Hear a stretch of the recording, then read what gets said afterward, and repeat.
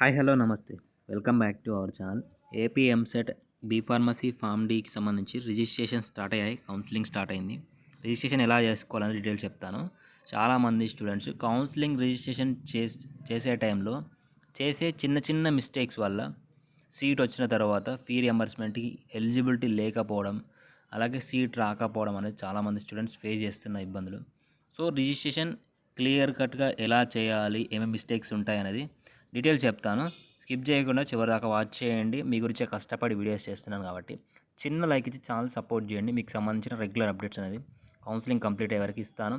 అలాగే ఎంసెట్ 2025కి సంబంధించి కూడా మన ఛానల్లో రెగ్యులర్గా అప్డేట్స్ వస్తూ ఉంటాయి.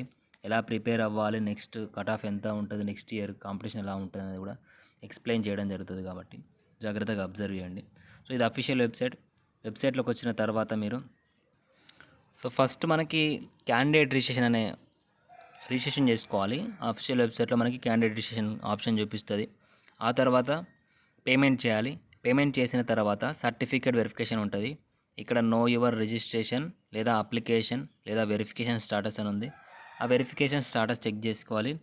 ఆ తర్వాత ప్రింట్ వెరిఫైడ్ అప్లికేషన్ చెక్ చేసుకోవాలి. ఈ ప్రింట్ వెరిఫైడ్ అప్లికేషన్ ఏంటి అంటే మీ డీటెయిల్స్, మీ సర్టిఫికేట్స్ అన్నీ వెరిఫై అయిన తర్వాత అన్ని డీటెయిల్స్ అనేది కరెక్ట్గా ఉన్నాయో లేదో చెక్ చేసుకోవడానికి ప్రింట్ వెరిఫైడ్ అప్లికేషన్ ఫామ్ అన్నమాట. అందులో ఏమైనా డీటెయిల్స్ మిస్టేక్స్ లేకపోతే మాత్రమే నెక్స్ట్ ప్రాసెస్ వెబ్ ఆప్షన్స్ ఉంటుంది. ఆ వెబ్ ఆప్షన్స్కి వెళ్ళాలి. ఈ ప్రింట్ వెరిఫైడ్లో మీకు ఏమైనా డీటెయిల్స్ మిస్టేక్స్ అనిపిస్తే హెల్ప్ లైన్ సెంటర్స్కి వెళ్ళాల్సి ఉంటుంది. సో ఫస్ట్ ఏంటి, రిజిస్ట్రేషన్ ప్రాసెస్, తర్వాత ఫీ పేమెంట్ తర్వాత సర్టిఫికేట్ వెరిఫికేషన్కి సంబంధించి స్టాటస్ చెక్ చేయడం, అందులో ఏమైనా మిస్టేక్స్ ఉన్నాయా లేదా అనేది ప్రింట్ వెరిఫైడ్లో చెక్ చేయడం, ఆ తర్వాత వెబ్ ఆప్షన్స్కి వెళ్ళడం. సో ఇప్పుడు మనం రిజిస్ట్రేషన్కి వెళ్తున్నాం. క్యాండిడేట్ రిజిస్ట్రేషన్ మీద క్లిక్ చేయండి. సో క్లిక్ చేయగానే మీకు సంబంధించి వెబ్సైట్ రిజిస్ట్రేషన్, అలాగే వెబ్సైట్కి సంబంధించి డేట్ ఆఫ్ బర్త్ అడుగుతుంది. డీటెయిల్స్ ఎంటర్ చేసి సబ్మిట్ మీద క్లిక్ చేయండి. క్లిక్ చేయగానే మీకు బేసిక్ డీటెయిల్స్తో మీకు ఇంటర్ఫేస్ అనేది ఇలా రావడం జరుగుతుంది. ఇందులో మీ నేము, మీకు సంబంధించిన basic details, date of birth, క్యాండిడేట్కి సంబంధించి అన్ని డీటెయిల్స్, బేసిక్ డీటెయిల్స్ వస్తాయి. అందులో మెయిన్గా మీరు ఎంటర్ చేయాల్సిన డీటెయిల్స్ కేటగిరీకి సంబంధించి కానివ్వండి, అలాగే ఇన్కమ్కి సంబంధించి డీటెయిల్స్ ఎంటర్ చేయాల్సి ఉంటుంది.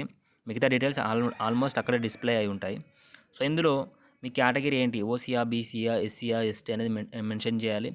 ఆ తర్వాత ఒకవేళ మీరు ఈడబ్ల్యూఎస్ అయితే ఈడబ్ల్యూఎస్కి సంబంధించి సర్టిఫికేట్ నెంబర్, అలాగే ఇన్కమ్ సర్టిఫికేట్ అయితే ఇన్కమ్కి సంబంధించి సర్టిఫికేట్, అలాగే సర్టిఫికేట్ సంబంధించి నెంబర్, డీటెయిల్స్ ఎంటర్ చేయాలి. డీటెయిల్స్ ఎంటర్ చేయగానే మీకు సంబంధించిన డీటెయిల్స్ ఇలా డిస్ప్లే అవుతాయి.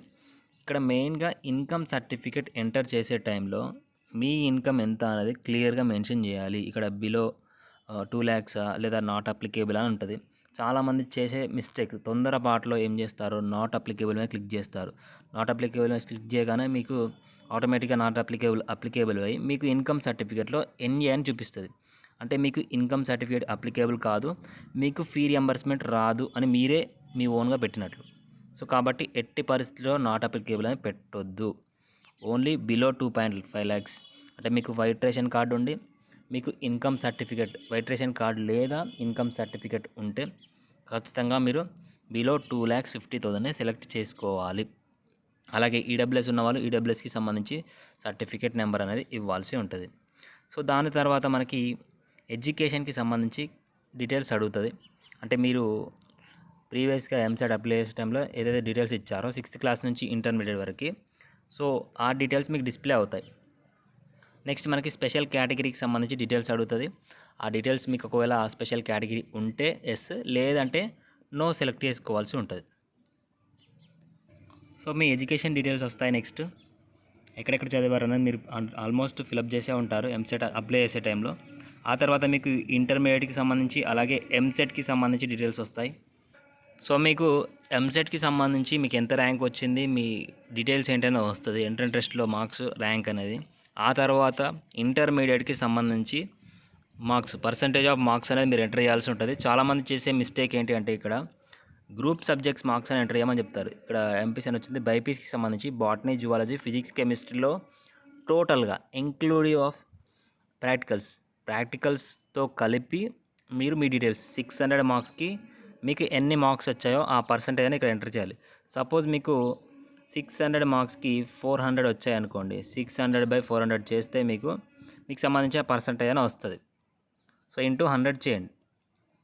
సో ఆ పర్సంటేజ్ అనేది ఇక్కడ మీరు ఎంటర్ చేయాలి.